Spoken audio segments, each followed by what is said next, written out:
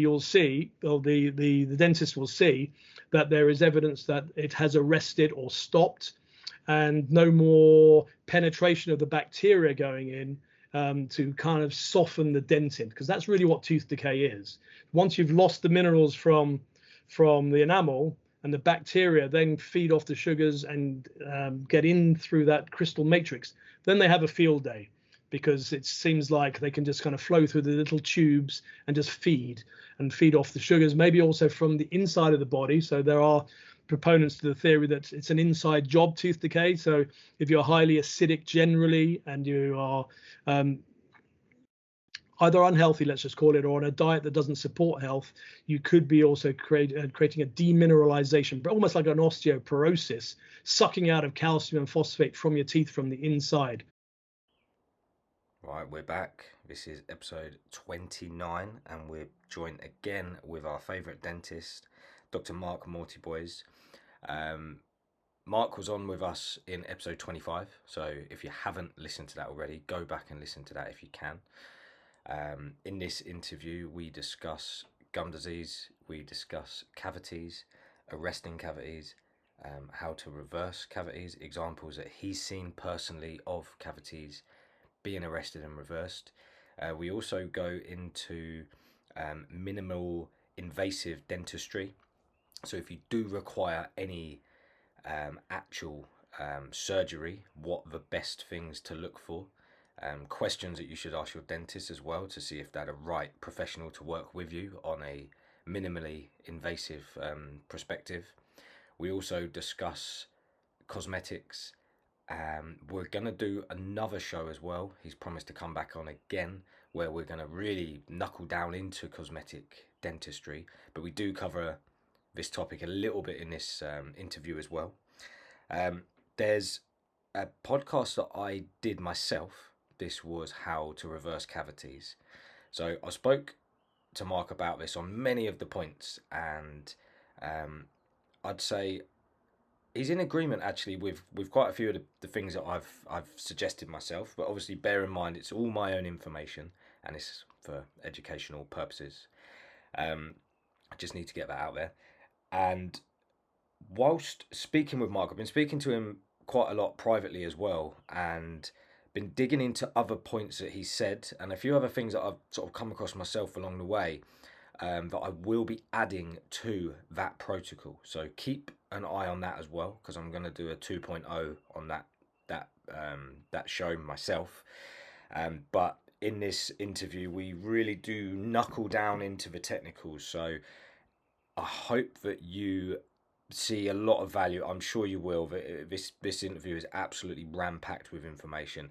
I would just say just keep up, because Marc has got, we're talking over 35 years of experience, and he's really kind of ripping it down in this interview. So I would take notes, slow it down, go back, re-listen, save it, download it, because you never know when you're going to need this information, and it really, really is key information if you do want to increase your oral health, or if you're at a stage where losing teeth could potentially be an option, then definitely get through this interview.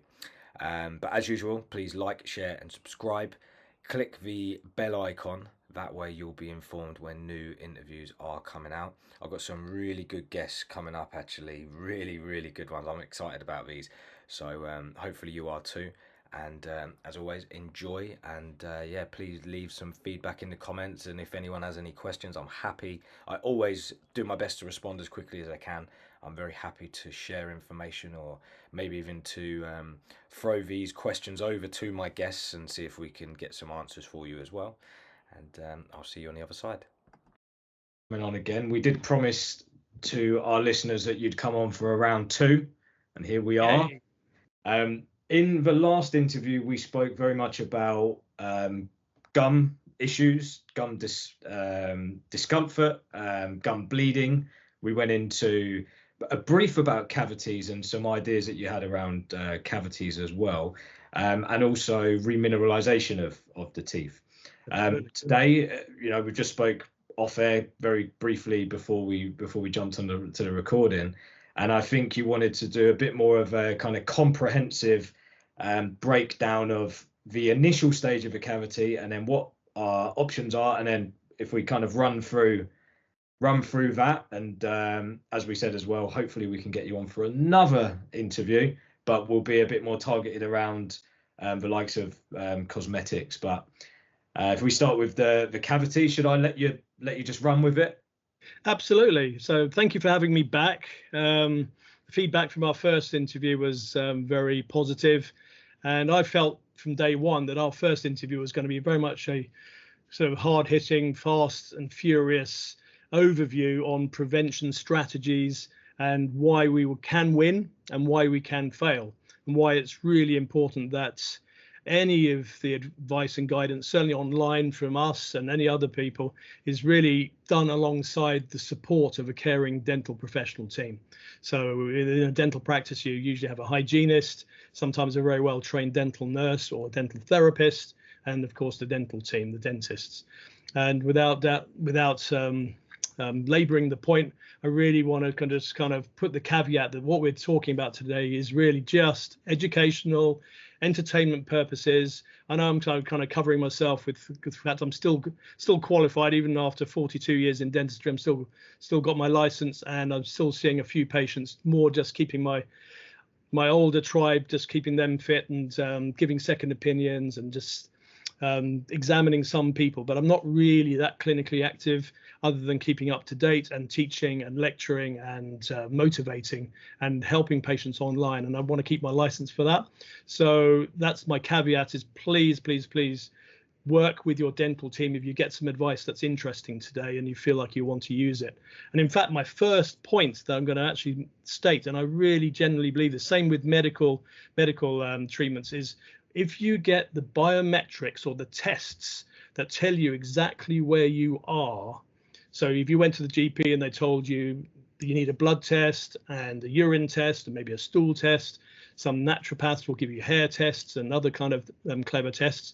They will profile you and give you deep dive information. And that's really what I want to just kind of very briefly just go through a list of things that I want you to get from your dentist, or if you don't have a dentist, you get an appointment, not necessarily to have treatment, just to find out where you really are. Because it's like any sport with a target. If you don't know your target, you're just guessing. It's like being blindfolded and doing darts or archery, or even taking a penalty in rugby or football.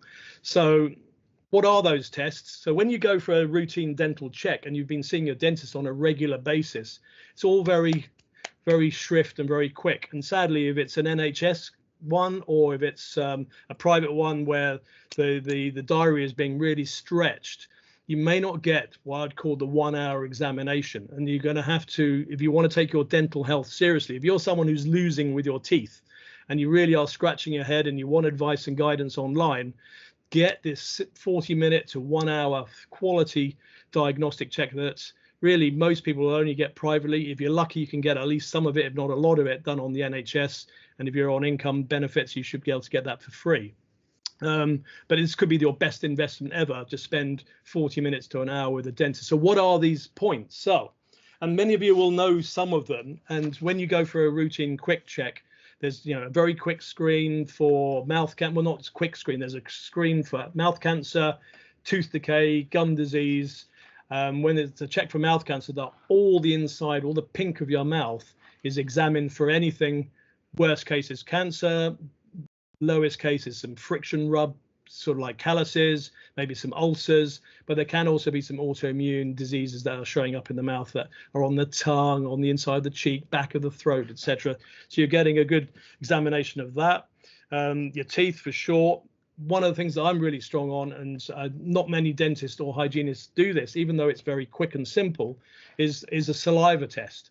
And there are some very advanced ones. So I'll go into all this in a moment, because I want to kind of start the podcast with the basics, the foundationals. Then we're going to move into what do we do when the cavity's at its early stages. And if we're failing, what's the first minimal stage that we can do to treat it? If the dentist is in that wavelength, they may need nudging or guiding. It's not that new knowledge, but not every dentist is keeping up to total time. And a lot of dentists will have their favorite kind of treatments that they prefer doing, and they may not feel as comfortable offering some of these alternatives. And therefore, it's going to be very important that you find a dentist and a team and a practice where you feel you can ask questions, get them answered, have people around you that are compassionate and understanding. And even if they don't fully understand everything, they are compassionate and open-minded enough to say, you know what, you're educating me here. I'm really appreciating this. Let me look it up and I'll get back to you. And if you need a special product, as long as you're willing to help support paying for it to bring it into the practice, if it's not one of the run-of-the-mill products, then if they're open-minded, they will order that in, because they are, all the products we're going to talk about today are actually in the mainstream. They're not kind of like eclectic, super holistic, only available in Mexico. They're all supplied by American and British dental supply companies. Okay, so we'll go into a nice deep dive with those kind of treatment options. But let's get the basics first, right? Mark, so can I just what is that? Yeah, what you just mentioned there. So I don't want people to assume that they're only going to get this type of dental professional working alongside them if they're a holistic dentist, right? So my dentist that I've been using for years, he's as far from a holistic dentist as you could possibly imagine. But as I've educated myself, I've been more open with him, and I've had this conversation, and he's almost come on this journey with me. Absolutely. Where he's not getting into what you're probably about to get into, but he's working with me in the sense of understanding how diet has changed my mouth. He's given me time to go away. He gave me 6 months to go away and try and, work on my cavity. Come back, had an X-ray, and he's sort of gone through it and he's seen the difference. And he's almost given me the authority to carry on doing what I'm doing, even though it's not really his bag. But I've personally found that even, I don't want to say small-minded, but I can't think of a better term. But let's say, the more kind of regimented dentists who only practice by the book, what they're told, they're educated on, they might actually work with you a little bit more than maybe you think that they will. I just wanted to throw that in there because that's my experience. Yeah, and then let's backtrack. Some of the dental training is quite holistic. The 6-month checkup is holistic. The seeing a hygienist is holistic. Putting preventative products on the teeth, whether we agree with those products or not, is irrelevant. There are preventative strategies within dentistry. So we covered that in the first podcast. So please understand that every dentist kind of qualifies relatively holistically minded, but they still are surgeons, and we have had trainings in how to treat people when they present with basic cavities, moderate cavities, and advanced cavities. And the thinkings are shifting, and more and more dentists are realizing that the treatments that they were standard of care are actually detrimental long term to the dental health of the tooth. So if we can be more minimal invasive, and in medical we call it keyhole surgery, so in dentistry we call it minimal invasive dentistry, or MID. So we're going to talk a lot about minimal invasive, because if you just get yourself to a dentist ASAP, even if you haven't been for many years, hopefully you will get that screening done, and you will hopefully find that you've got nothing to worry about. But if you have got some decay, tooth decay, let's hope it's the early stages where we can we can suggest the minimal invasive treatments. If it's super advanced and you're just hanging on to a broken tooth that hurts, then we're going to cover that as well later on in the podcast. So we're going to do the good, the bad, and the ugly. So it's a bit of a Clint Eastwood movie coming up. Yeah. So let's just go through this kind of 40 to 60 minute examination, so you know what you're looking for, and just pay for it, ask for it, and get everything down so you know everything about your teeth. So it all starts with a gum check. Have you got gum disease? So we measure that by checking each point around your tooth to see where it bleeds. So what is your bleeding score? So a hygienist often does that to save money and to save time with the dentist. So often the first examination is an examination with the dentist and the hygienist. The hygienist will do all the gum scores, from bleeding scores, plaque scores, what's called a 6-point pocket chart, where measurements of millimeters of depth of probing around 6 parts of the tooth, the 4 corners and the sort of middle sides of the teeth, are measured and documented.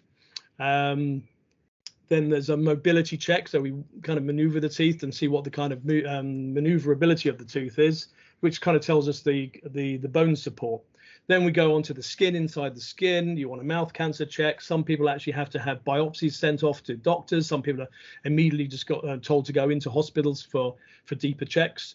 We look for standard ulcers, rough spots, which are just risk assessments, risks to potentially future kind of tumors and more chronic disease. Sometimes they're dental origin, so we can kind of sort that out. Even looking for like something like a tongue tie, and we'll talk hopefully a bit about tongue tie and the challenges. I feel we're going to talk more about cavities, so we'll see what happens later in the talk. So basically, oral pathology is what we're looking for. The dental one, the one we're going to focus on today is we need to know if we're going to do minimal invasive or even preventative treatments, how early is the decay, or moderately advanced or super advanced is the decay in your teeth to warrant the strategy that we're going to recommend and talk about today. So I always like to have photographs taken, kind of like intraoral ones where little camera goes into your mouth, but also some kind of extraoral images. If you don't like x-rays, even though I think x-rays is the gold standard, there are now little scanners for tooth decay, which are kind of like it's like an electrophoresis sonar system. So electronics can be put over your teeth without x-ray, and it can actually give an indication of the thinness of the enamel and the dentine, which is then a bioindicator of tooth decay. Now, on x-ray, it just shows us shadows. That's how we work this stuff out, unless it's really obvious in your mouth. But the most problematic area is in between the teeth. That's where when people look in the mirror and they say, oh, look, everything's kind of looking normal, they just see lovely yellowy white enamel. They don't know what's going on in between the teeth. And if we have an interesting diet that's full of carbs and let's just say white powders, from sugars to flours, the chances of fermentation on our teeth is very high, especially if the bacteria Strep mutans is really high in the body. So why would that be? Well, we need to check the saliva next, because the saliva is really and we talked about in the last podcast. If our saliva is out of balance, we're very highly likely to have the microbes that cause gum disease and tooth decay, because out of balance means acidic for most people. There can be some alkalinity with some syndromes, but the majority of challenges cause acidic saliva. And with acidic saliva, you'll get the anaerobes that cause tooth decay and gum disease. So what are the tests? Well, just a standard pH test. You can do it yourself if your dentist doesn't want to do it. You just lick and soak up a little piece of litmus paper. You may remember this from school days doing chemistry or biology, and it will show from a yellow color all the way to a sort of bluey purple color. And the ideal is neutral or just above neutral, which is a green color. And on top of the acidity or pH balance of the saliva, we want to know the flow of it. So as dentists, we are experienced at knowing who has a dry mouth, who has a vaguely moist mouth, like on the edge of going dry, and obviously who's super saturated, super moist. And without sounding kind of inappropriate, if you meet someone who has Down syndrome and you get up close and personal with them, you'll notice that they have a big tongue, and they often kind of talk like this, and they will spray saliva out because they seem to, one of the parts of the syndrome is really hypersalivation. And the most amazing thing about it is when you give these people dental examinations, they have amazing oral health. They rarely have cavities. They rarely have gum disease. They may have a bit of tartar, but it's that beautiful saliva that's kind of constantly washing around the teeth that's keeping them kind of immune to those dental diseases. So we know that saliva flow is probably more important even than the pH. But obviously, the more neutral it is, the less likely we're going to be taking minerals out of our teeth if we have acidic saliva. So they're the two kind of quick and straightforward ones. There is actually a little electric meter that some people are coming into my clinic with, and they urine test their pH. It's literally just a probe, and it just gives you the pH. The best time to actually test your pH is actually when you wake up, because as soon as you've had something to eat or drink, that could modify the transient pH at that moment. So the waking pH is great, is the most ideal.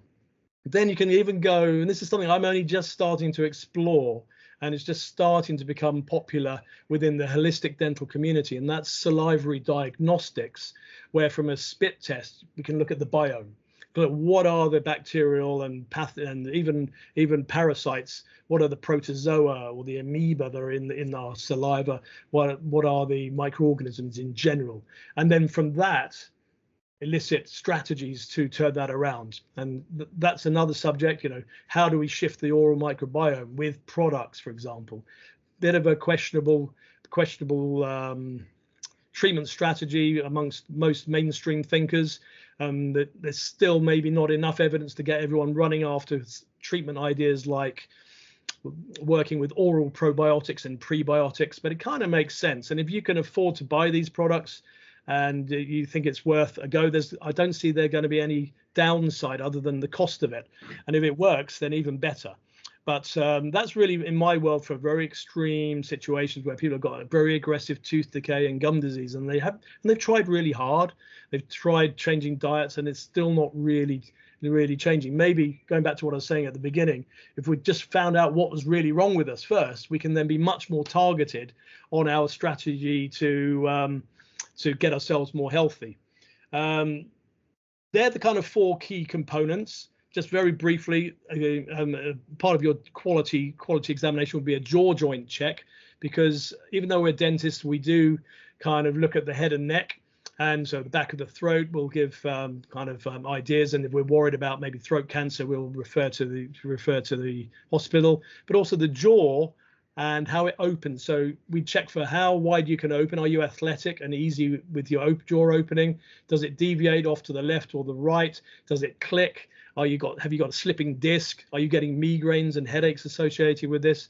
So that's usually a separate examination after that initial examination, if it's red flags in any kind of way. And then the orthodontic status as well. That kind of goes hand in hand with the jaw status. And if you're thinking about having braces, you'll get that as a separate examination as well. But as a routine initial first examination, there will be a series of questions and observations made on whether you have an underbite, an overbite, an open mouth, and you're kind of a mouth breather, or you're a nose breather, or you're an in-betweener, etc., etc. And then we then look a bit like when you go to take your car to the garage, you'll have your wheel alignment tracking done. Again, this tends to be more of an advanced, or it may be happening in that 1-hour examination. We look at how your bite balance is. So are you hitting just 1 or 2 teeth when you first bite together and then skid off into other teeth? Are you grinding your teeth? Are you flattening your teeth? Have you got what we call interferences, where maybe a filling was a bit too big and that's actually getting in the way, but you've adapted and you've kind of maneuvered your jaw into a totally different position? Just very briefly, that has potentially a huge knock-on effect on the skeletal chain. And there's great research done on this. It's not just my opinion. Great research done on rats, where they put little bits of filling material just on one tooth so that they can't bite only other than on the one tooth. And it will actually create almost instantly a scoliosis pattern in the spine of the rats. So whilst I'm not saying that a high bite will cause scoliosis in humans, it will potentially have this knock-on effect, what we call descending down through the spinal chain, and make osteopaths and chiropractors very busy. And they're the people that really understand this stuff. And it's actually a subject in America that's called chirodontics, where dentistry and chiropractic are combined together. And when I was working at Chelsea Football Club as a dental consultant, mainly helping with jaws and screening the players, a lot of the players were going to Italy and Lake Como. There's what's called the lab. You may have heard of the lab, where a lot of holistic treatments are done on the top players, if not all the players. And there was a chirodontic clinic there, and all the dentists were being checked. And that's why I was asked to give them a jaw check as well. And then we can make appliances just to balance the jaw, balance the bite, a bit like foot orthotics. They get put inside shoes. We can put them inside the mouth to balance, so that you don't necessarily have to do any dentistry. And the last thing you want to do when you're, a £100 million player, sports player, you don't want to be suddenly going through braces. You'll have to consider doing that after your after your career in your chosen sport. But you can create the balanced bite on one of these oral orthotics, to say the least. So that's kind of what I wanted just to kind of start our talk on, is let's get like a blood test, like a stool test, a urine test. So if you've got infections and problems and you're in A&E, you'll be getting blood pressure monitor, echocardiograms. You'll be getting all these medical tests. People don't necessarily really realize that there are a huge number of tests that you can do in dentistry, and you can just do a quick, snappy 10-second check on people if you had to. So in school examinations, when I was a child, you had a school dentist. They didn't take X-rays. It was just an observation of your teeth, checking for tooth decay. They weren't even checking for gum disease. It was just, have you got cavities? And if you did, you got a letter sent to the parents. And I'd love to see that really happening again in the UK. Don't really hear it's really happening anymore for many reasons, political reasons and economic reasons. But that's kind of all I want to say about that. So let's now move into, what are we going to do if either you can see a brown mark on your teeth and think, well, that must be a decay, and then you find out that it is decay, and it's not just a coffee stain or a red wine stain, or just, let's call it a tannin stain, a brown mark on your teeth. If that doesn't rub off with toothpaste or a hygiene clean, that is evidence of demineralization, or the losing of minerals from our enamel.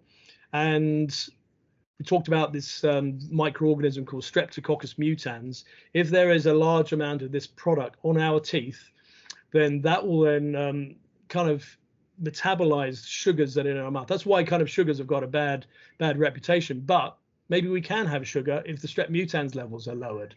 And then a lot of evidence is showing that, xylitol use, whether it's xylitol gum or just even mouth rinsing with xylitol solution, that's now an idea. So these are new ideas, and I don't want to necessarily say these are must-dos, but if you're desperate and you want to really try things, let's try it all. It's not, none of it's going to do any harm other than on your wallet. All these things are going to cost a few pounds. But if you can control strep mutans, then these little brown marks can remineralize again. And that's well and truly documented within dentistry. And we will do things in clinic, whether you're mainstream or not, you will still recommend to paint something on this brown mark. And if it's actually in between the teeth, we'll somehow try and paint it in between. We'll kind of floss this material in between the teeth, maybe use a little interdental brush and place this material in the teeth. We will then teach you how to do it on a daily basis. And so the contention is, what products do you use? Because not everyone really wants topical fluoride. We've talked about fluoride, its pros and cons. I don't really want to go into the debate anymore. It's, you either decide you're going to use a little bit of fluoride to remineralize your tooth, or you're going to find an alternative. And luckily, we're living in an age now where alternatives are flying out the door. And the big one at the moment that still some people are questioning, but it's a fluoride-free option, and that is hydroxyapatite in a varnish. So you can buy your hydroxyapatite toothpastes. You could put them in a whitening tray, or a little tray that will fit over you like a gum shield that goes over your teeth. You can apply those products to your teeth via what I call like a shower cap that some people use to kind of condition their hair. So there's loads of hair products that many people use, and usually with some kind of cling film or a rubber hat like a swimming hat, and they often sleep with those on and let those nutrients go into their hair. Well, you can do that with your teeth. You just wear a protective product that will go over your teeth. This is a very thin piece of vinyl, is my favorite, which is used for whitening.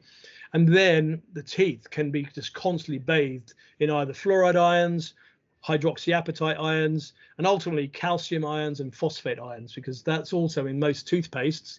But it's also in an amazing Japanese product called tooth mousse. And you can get tooth mousse from nearly every dentist. You can get it online, no problem. It's expensive.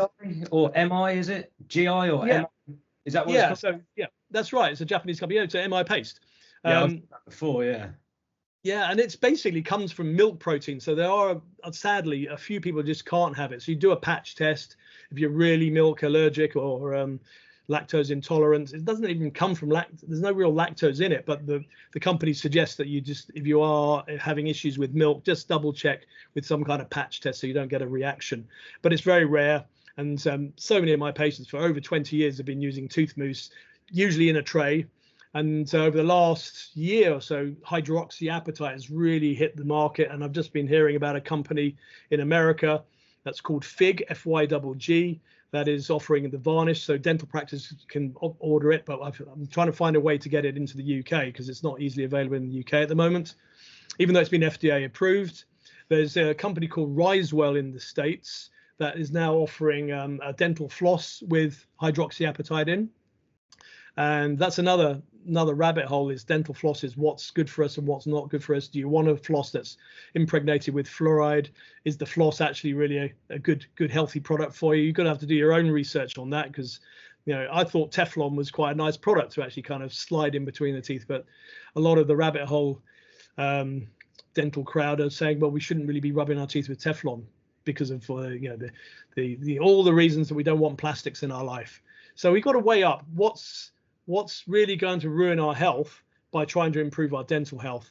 And I think we can be either zero extreme, like not interested, just bog standard toothpaste, do what most people do, don't question it, even though most general toothpaste are full of so many other chemicals. Not even that bothered about the fluoride personally. I would personally take notes about what else is in that toothpaste to make it foam, to preserve it, to make it look red, green, pink, whatever color it is, etc., etc. So there's been a movement for many years, especially in Europe. I mean, the Germans, the Swiss, they've been all over this for years. The homeopathic toothpastes, etc., etc. So we're seeing a movement away from mainstream toothpaste for sure. It's still mainly in the kind of more organic-y health food stores. Even the mainstream ones like Holland Barrett, you'll see plenty of it. And even in supermarkets, especially more up-to-date supermarkets, you'll definitely see the odd company. My favorite from years ago, they've been going for over 20, maybe 30 years, is Kingfisher. Whether it's the purest and the cleanest, but it's kind of the most well-known mainstream toothpaste that has a lot of natural ingredients in it. I think amongst a lot of holistic dentists, we tend to say, if you can't eat your toothpaste, why are you using it? If you can't swallow your toothpaste, if it has a warning on the back of it, if your children have to be monitored so they're not swallowing the toothpaste, then why are you using it? The mouth is one of the most absorbent parts of the body. Cocaine people know about that. They just rub cocaine on their gums or they snort it up their nostrils. I'm not supporting that, but I'm just kind of saying it just to say, why are they doing it there and there? Well, the gums are super absorbent. They can even rub it inside their cheeks. That's why a lot of people get effects from alcohols very fast. If they keep the alcohol in their mouth, it's super absorbing into the bloodstream, straight from the tongue, from the cheeks, straight into the blood supply. So it's kind of like main line. So if our mouth is that absorbent, and in fact, we know how absorbent it is even amongst medical fraternity, because if you are having kind of palpitations or heart pain and you are a sufferer of those kind of heart disorders, you will have a spray called TNT, is what we like to call it. Most heart sufferers will have a pump like that, a bit like an asthma pump, and they'll just pump it under their tongue, and within seconds it just opens up the blood vessels, and it's that quick. So if it's that quick, that means it's going straight into the blood supply, right? It's just going mainline. So shouldn't we get a bit more conscious about what we're putting in our mouth with our toothpaste and mouthwashes, if you're going to use a mouthwash at all? So let's get back to the point, because we've got to stay focused on treatment today. I really want to kind of dive deep, so everyone walks out of here a bit more knowledgeable about, if not a lot more knowledgeable, and certainly more knowledgeable enough to then start researching themselves, discussing with their dentist, because a lot of my holistic learnings came when I qualified from my patient base. I was blessed with having a very holistic patient base, and whilst they trusted what I did, they often sort of suggested other ideas as the years rolled on, and I grew with them because I listened and I learned. I didn't take everything on board, but a lot of it I've taken on board. I even had patients who came in with just cavities, and we'll go and they wanted their fillings removed and didn't want anything put back in their mouth, and we're going to discuss that later on when we have to do kind of deeper dentistry. So we're starting at the moment with superficial demineralization, what was called early stages of tooth decay, that every dentist knows is reversible. It's 100%. There's no question. That was researched. I trained with Edwina Curry in the early 80s, and she was the #1 person in the early 80s doing the research in that. Sorry, did I say Edwina Curry? It's not Edwina Curry. It's the same surname, but a lady called Mrs. Curry, and she proved beyond doubt that we can reverse tooth decay, and that's really kind of spawned the fluoride toothpaste movement. even the chewing gum movement, because chewing gum will stimulate the saliva. If it's got xylitol in, it may reduce the amount of strep mutans in the mouth. So we know that for a fact. So then tooth mousse has come out. Then in Germany, relatively recently, a varnish that has to be cured with a light that can be actually placed in between the teeth can be painted on the teeth. It's very time consuming because you've got to stretch the teeth apart so that you can then kind of put a matrix down the side of the tooth and then inject this sealant. So many people have heard of fissure sealing, and that's a very preventative strategy again, which is generally done in the nooks and crannies of the grooves, what I like to call the valleys of the mountain range of our teeth. So we have all these points that are called cusps, and then in the grooves, if there's no tooth decay at all whatsoever, we like to just paint over that so it's kind of sealed and not so groovy, and foods and drinks will just kind of wash over those areas rather than kind of stagnate in the deeper grooves of the teeth. That's standard mainstream dentistry as well, but not so standard mainstream, and every dentist will know that it exists. It's called Icon, made by a German company called DMG, where you can paint this varnish over what we like to call lesion, the first stages of tooth decay. And even if it's gone through into that join line where teeth have this outer shell, and I like to use the metaphor of a sweet called a minstrel or a Malteser, where you have this like sugar-coated outer coating, and then inside is this kind of more mushy, sugary product, or chocolatey product that's a lot softer, and that's what we like to call the dentine. So the hard sugar coating is our enamel, which is basically crystal of hydroxyapatite. And even if the research from DMG, this German company, has shown that if you can starve the bacteria with this sealant in between the teeth by painting it on in between the teeth and setting it with a light, it can't just be kind of just applied, because it'll just wash away with saliva potentially, and you'll have to apply it every day. So as a one-off treatment, so you have the x-ray or the tooth decay test, then you have it sealed, and then you go back every X months later to check that it really has worked, and maybe you need a second application if it's still slightly growing. But ideally, you'll see, or the dentist will see, that there is evidence that it has arrested or stopped, and no more penetration of the bacteria going in to kind of soften the dentin, because that's really what tooth decay is. Once you've lost the minerals from the enamel, and the bacteria then feed off the sugars and get in through that crystal matrix, then they have a field day, because it seems like they can just kind of flow through the little tubes and just feed off the sugars, maybe also from the inside of the body. So there are proponents to the theory that it's an inside job, tooth decay. So if you're highly acidic generally, and you are either unhealthy, let's just call it, or on a diet that doesn't support health, you could be also creating a demineralization, but almost like an osteoporosis, sucking out of calcium and phosphate from your teeth from the inside. Homeopaths know about this, and then they will recommend homeopathic remedies like Calphos and Calflor to hopefully kind of balance some of that, if that is actually happening. Because at the end of the day, if more calcium and phosphate is adding to our teeth than is leaving our teeth, we'll have a good, strong situation. And no matter what we're eating, we're constantly in this maneuver of losing calcium and phosphate and rebuilding. Same with our bones. There's building going on, there's breakdown going on. It's just a life journey. It's not static. So that's why some people are saying we can kind of rebuild enamel and rebuild dentine. And there's plenty of evidence to support that we can rebuild dentine in what's called secondary dentine. We learned that in medical school, so that's standard knowledge.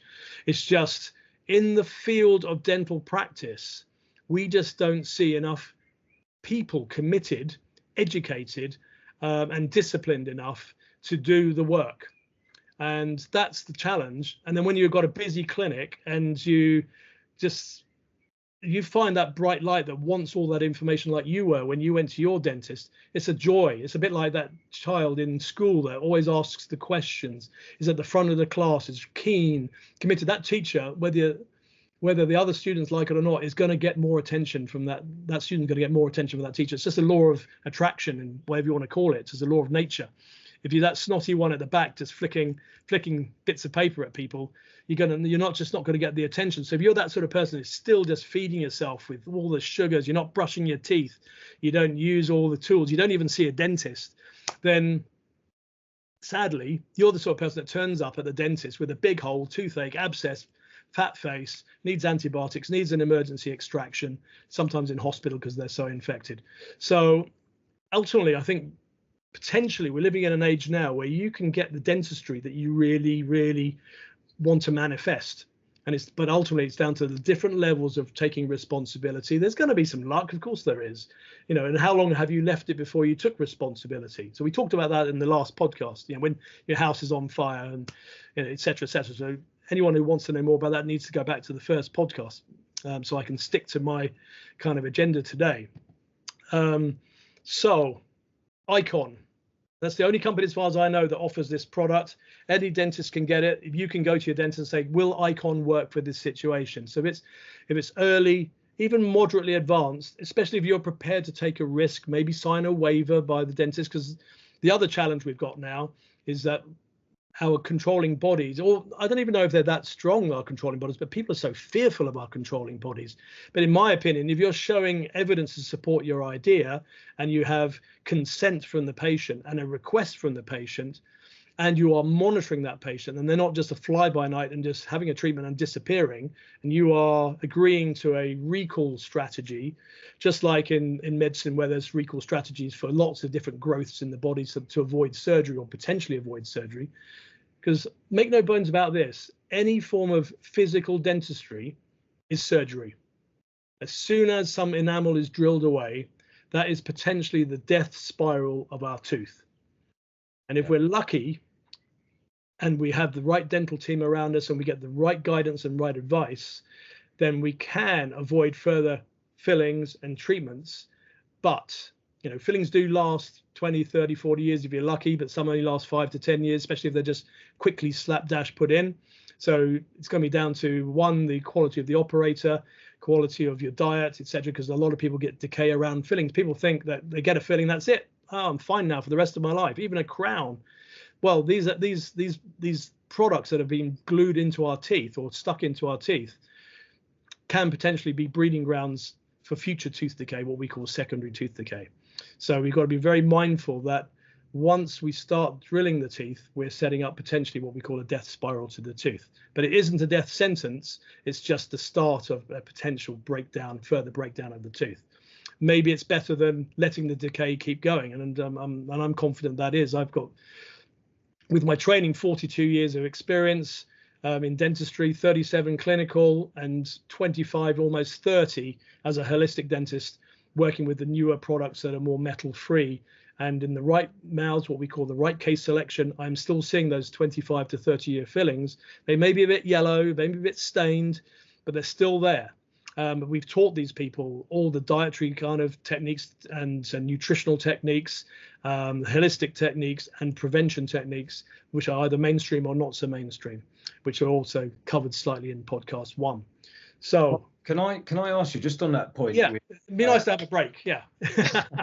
You have a breather. I'm gonna have a water break. You carry on. You have a chat. So say you've got a couple of fillings that you had a few years ago, let's say, and you're worried that your tooth is now in this death spiral, as you rightly said. What sort of what am I trying to ask? Can you prolong the life of a filling through, say, diet? So if you're eating well and you're putting in more calcium and phosphorus in your tooth, in your bones than you're taking out, let's say, as you mentioned, can you find that the tooth becomes stronger around the filling? And are there any other products? Like I've looked a lot into wheatgrass. So I use wheatgrass, teaspoon, half of it in a little shot glass, put it in my mouth, swallow half, so I'm getting the minerals that way, and then I'll swish it for about 3 or 4 minutes, spit it out. And a lot of the research I've done on that is suggesting that it can actually prolong the lifespan of your fillings. Is that something that you're aware of and you've seen? Maybe you've seen a filling that is potentially on its way out, maybe, or it's been there for years and years, and then you've seen that it actually maybe, I know it's a synthetic material, but it looks a bit healthier maybe down the line because they've been practicing something that you've advised. Yeah, so simply put, if someone's got those early lesions, and we've talked about it now with varnishes, whether they're fluoride varnishes, hydroxyapatite varnishes, if there is a leaking kind of area on the filling, as long as good products, whether they're natural products, synthetic products, whether they're dietary products, whether they're dental products, as long as you're regularly applying them, ideally daily, with all the different regimens that are out there, from coconut oils, xylitol rinsing, salt water rinsing, clove water rinsing. I mean, we could just do a podcast just on all the different kind of natural remedies. It'll become an Ayurvedic kind of podcast. You may want to get an Ayurvedic person on and talk general, but maybe even dental as well. And so there's a couple of lovely ones on that I follow on Instagram, so I'll share with you later. Yes, but yeah, and you talk about pearl powder. I mean, it's almost like some of them are becoming fad, but it doesn't matter. But it seems like ultimately, as long as you're committed to a regime, then you are increasing the chance. If you're smearing tooth mousse every day on your teeth, if you're smearing, and even if you're using a fluoride toothpaste, the jury's out on that one. The holistic-minded crowd are tending to move away from it, but I'm just going to sit on the fence with that one, because I've seen many people turn things around with extra strength fluoride toothpastes. I do wonder whether it's just the shock of being told they've got a cavity and they've sorted other things of their life out. It's a bit hard to know when you think about it, when someone makes life changes, because they change a lot of things. They stop smoking. I mean, smoking is a huge kind of modulator of our saliva. We call it smoking our teeth out. People who have gum disease, most of them have smoked either in their teens or early years and maybe all their life, and we call it smoking the teeth out. And it's all to do with oxidation. At the end of the day, we take antioxidants. Wheatgrass is one of the strongest antioxidants we can take, but ultimately we're taking antioxidants to stop our body from breaking down or oxidizing. So gum disease ultimately is the breakdown usually due to low levels of vitamin C and glutathione. And if you can kind of increase those levels through nutrition, things just naturally turn around. So there's kind of like an internal process, and then there's this external constantly washing. I'll put it to you that if you just keep your mouth alkaline, whatever it is, baking soda, salt, when you stimulate saliva, we covered this a bit in the last one. If you stimulate your saliva by chewing a clove, for example, I suck every morning and every evening, last thing at night and first thing in the morning. I suck for 5 minutes a little clove bud, let it get all soggy, chew it for 2 or 3 minutes, and then I swallow it in a mouthful of saliva, because I know that saliva is probably pH 9. My pH is perfect. It's about 7.5, and it kind of research has shown that hyperstimulated saliva goes up by 2 notches. On the pH scale. So if you're 7, you'll go to 9. If you're acidic, say you just are naturally, well, not naturally, but you're unnaturally acidic, say a pH 5, just by stimulating your saliva, which is why I would advocate, until you sort your saliva health out, you choose something regularly, whether that's sugar-free gum, whether that's carrots, that's cloves. You find what you need. Cheeses, there's a whole host of products. I even did a blog on my website, foods that will actually kind of make your mouth more alkaline and reduce the chances of getting cavities, even if you have an early cavity. So let's get back to your question. If we can see the areas where it's getting a bit brown, a bit kind of sticky, most dentists will just get the drill out and they won't even debate it with you.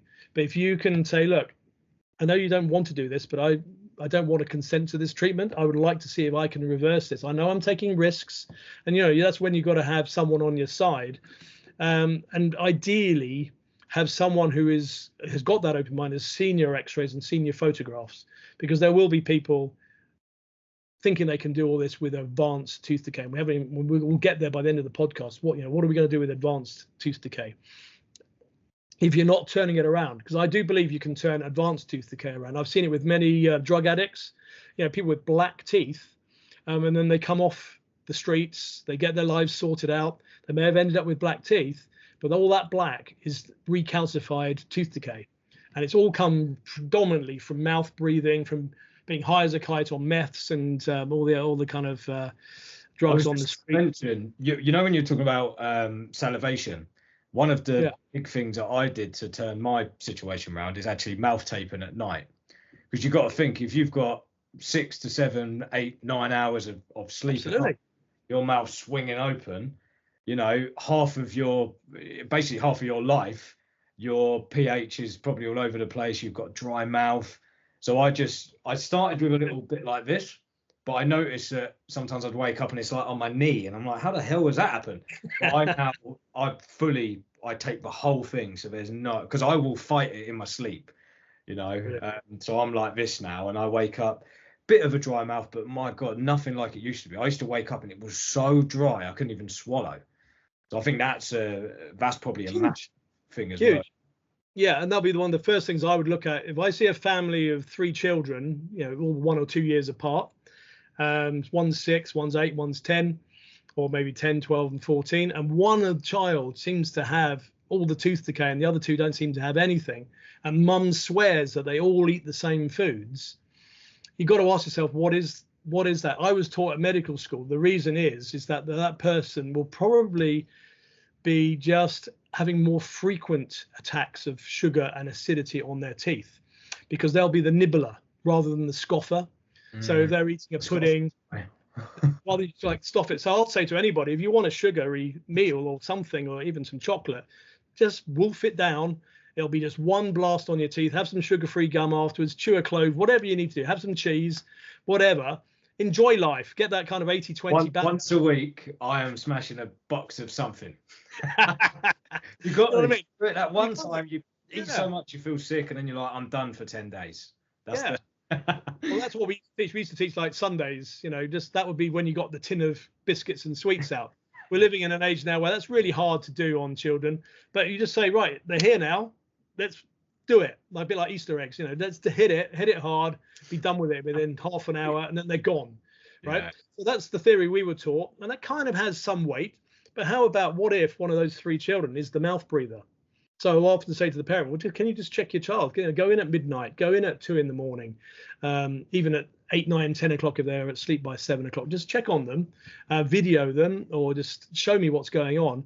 And I wouldn't be surprised if there's some form of mouth breathing. Most often parents come in and say, oh, God, you know. But then a lot of people mouth breathe. Well, drooling, dribbling. You only got to be on a flight overseas, you know, and just look around the amount of drooling mouths that are sort of lying in the gangway, you know, kind of thing. So I think it's a huge missing link that's now coming to light, and I think it's still a lot of the dental profession are really quite unaware of it. And in fact, in the end of June, I'm up in Manchester where there's a conference. It's a real oral health conference driven by Americans coming over, and it's going to be on so many of the things that we're discussing today and on the previous podcast. But you know, oral health and mouth breathing and the Buteyko method, that's all going on during that day. There's about 8 different workshops, etc. So I'll have even more information. But I've looked at the list. It's not that I don't know any of it. It's just some of it I don't know is in detail as others. But I'm sort of one of those people that loves research papers, but I always go straight to the conclusion. I'm more of a big picture person.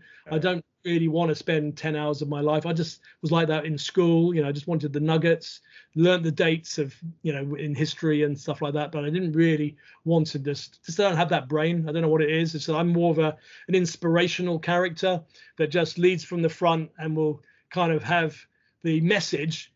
And then if you want the detail, there's plenty of people behind me that will be giving you the detail. What I call the accountants people, you know, the kind of the number crunchers. And you know, the world's full of a lovely magical kind of jigsaw puzzle of people. We can't all be the same. You can't have a whole world full of leaders, and we can't have a whole world full of accountants. You've just got to have that happy balance. So let's get down to what we're saying, because we're now moving into that domain where if you already have a filling and you are starting to see evidence of tooth decay, that to me is still like an early lesion. As long as that you can see it and you can kind of guide a patient to deliver their regime to it. Then the first stage, the earliest intervention, is a rubbing away of some of that brown material. And that is kind of standard fare for most dentists. If it's brown, it gets rubbed away. And whilst that sounds horrendous, if it's on a patient that's not going to come back for 2 or 3 years, say it's a single parent child, maybe 7 years of age, mum and dad have just gone through divorce and they're kind of rowing and it's kind of all a bit messy, do you know that child's going to come back 6 months later or a year later? So a lot of these children especially children and some adults, you're doing actually a big favor by drilling. And that's why I'm always going to be a huge fan of dentistry. I think this whole holistic health movement and dental health movement is only for people who are really taking charge of their life. You can offer it to anybody else, but I think the chances of failure are quite significant unless there's an epiphany and a shift during that period of time.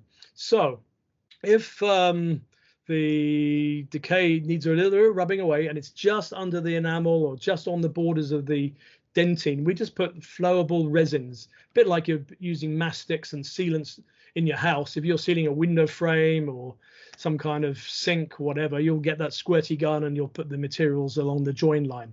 So we got our dental products.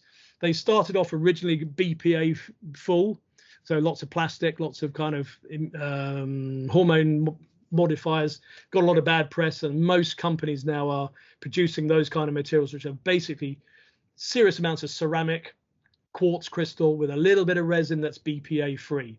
It's not perfect, but it's, for many people, that's still better than nothing. Okay, if you're one of these people who wants to kind of remineralize and kind of work hard, that's fine. But what if you're doing that and it's getting worse? So then that's when we definitely would advise, even on someone who's trying really hard, let's just quit while we're ahead and get in there while it's early. There's been a few patients I've said, let's do it, and we failed and it's gone a bit deeper. I said, we now must go in. Please let me do it. You know, I still have to have their consent. I can't force it on anybody. And so most people wise up. And then when we drill in, we often find, and this is what a lot of dentists find, and that's why we're nervous of remineralization. It's called rotten apple syndrome. Even on X-ray, you can't see it. And what's actually happened is the outer layer is getting so strong, maybe because of fluoride, maybe because of tooth mousse, maybe because of lots of calcium and phosphate in our diets. Who knows? There's a lot of countries that eat a lot of cheese and milk these days, especially like the Dutch and a lot of Europeans.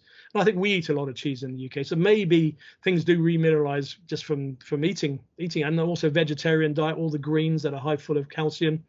So what we're seeing is this kind of very strong outer shell, and then this mushroom effect, which is very similar to when you bite into an apple and you'll see like a big brown patch where a little maggot's got in, but you didn't know from the outside. It was just like a nice hard green or red skin, and you get this shock of this mushy apple underneath. So we see that daily in dental practice.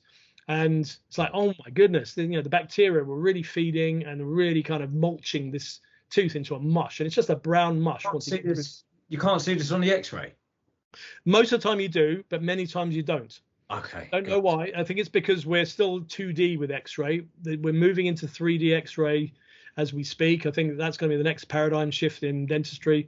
We're already 3D X-raying for bone and jaw for surgery, but we're not really 3D X-raying brilliantly for teeth. Well, it's a lot of X-ray just to kind of do a little bit of a dose. So it's a lot of dose just to be checking the teeth. So we're shrinking the doses better and better. So in the next few years, we will be doing 3D X-ray for the same low dose of X-ray.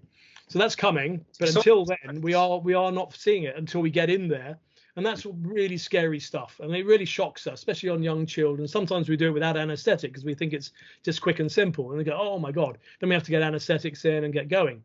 So what do we then do? So we've got this kind of like concavity, a space, because we have to clear away the demineralized mush. And we just kind of rub it away with little polishers. And sometimes we leave a little bit, as long as it's isolated, so as long as we have hard dentin all the way around the lesion or the decay, we can remineralize that patch that's isolated. So we put calcium products over that. We've done that for years. That's mainstream dentistry, even in the mercury filling days. We always put a calcium liner underneath. Sometimes we put a clove oil liner because of teeth being painful, so we put a clove oil liner on, sometimes a calcium liner to kind of remineralize that area. And then we would put a whole myriad of products into that space. So this is why I want to get my notes, because I just want to kind of discuss with you what are those kind of products. So the first option, and I've had many patients over the years because I've always attracted the extreme. I haven't been able to treat all the extreme because some people just are too extreme even for me, and I've been very compassionate even to them. They tend to sort of come once or twice and then they just disappear again. They're not that grounded, those people.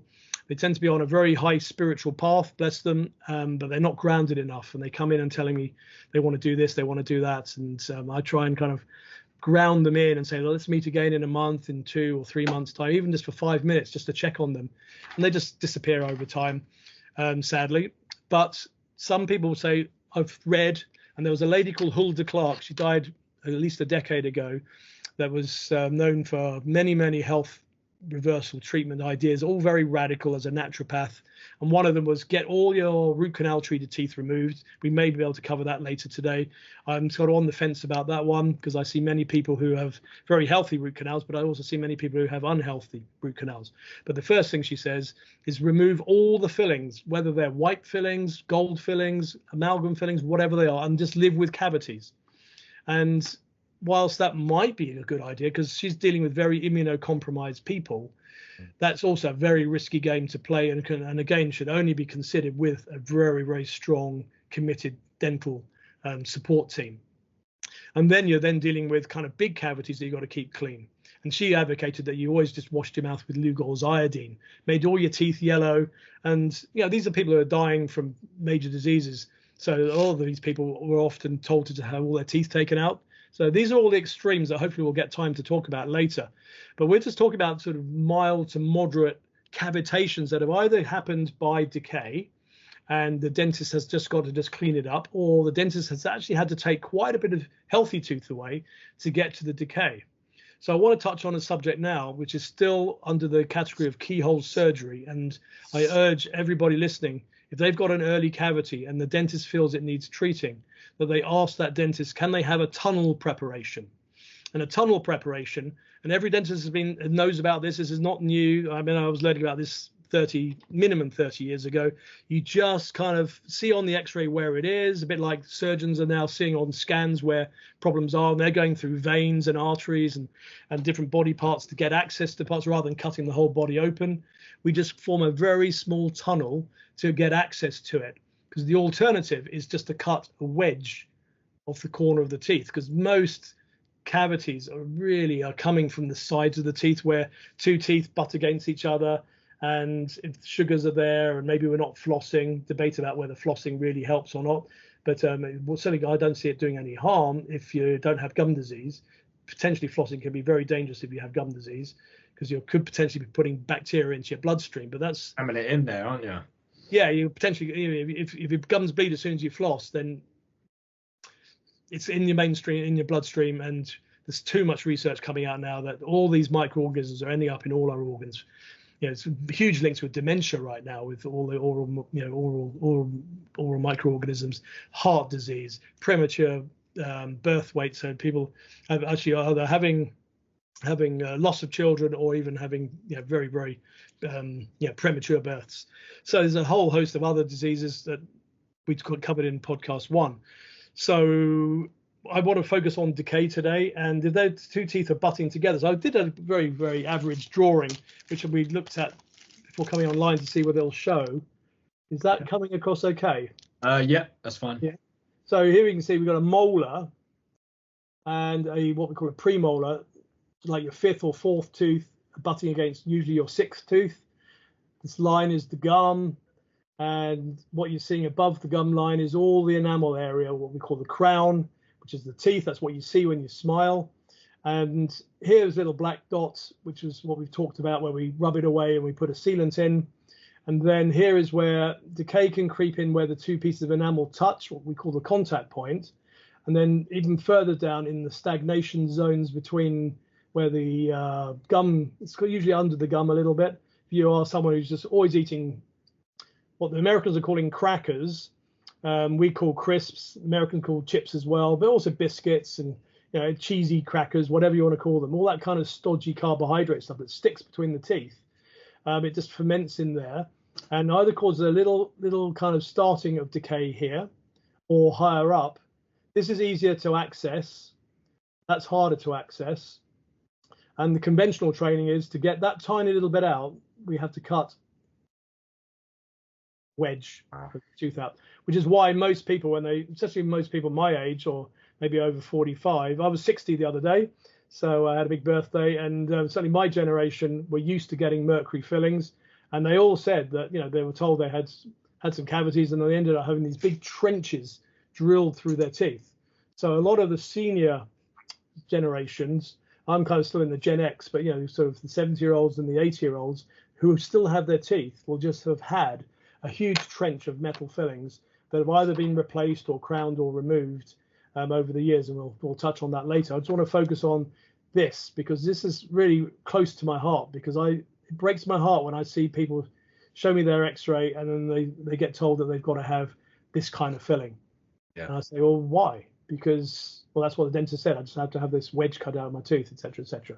It's a lot harder if it's down here, and also what you've got to do is take even more tooth away.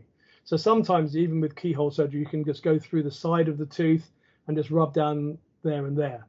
More tricky. What's quite easy on here is you find a starting point from your x-ray and you burrow down healthy, you burrow a little trail, a little tunnel in the healthy tooth till you get access to it. And then once you get access to it, you can clean it up, and then all you have then is a tunnel of filling material which can be squirted in, injected in. Bit like the silicone idea that I was talking about earlier on. So you can squirt these products in. It's definitely very fiddly. It tends to be favored by more what I'd call the plastic surgeon fingered dentists rather than the kind of heavy-handed surgical fingered dentists. So if a dentist doesn't feel they've got the dexterity to do that, in my opinion, they should say to the patient, this is what I think you should have, but I can't do it because I just don't have that dexterity. Sadly, what tends to happen is it's just, well, we're just going to do this. We're just going to do a big filling.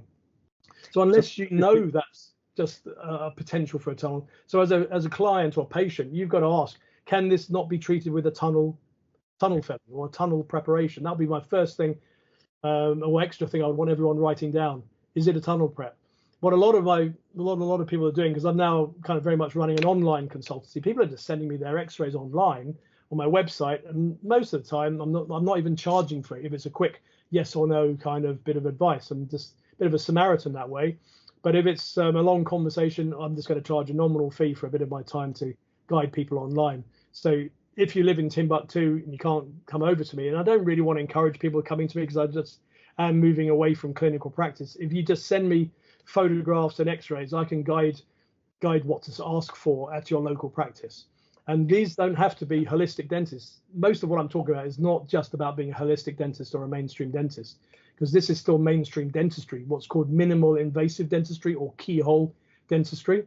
So hopefully that's covered it enough now. So what we want to try and do is avoid the big trench, the wedge that's been cut out. Now, a lot of people come to me who've got metal fillings, they even have gold fillings, that I try and dissuade them from having removed.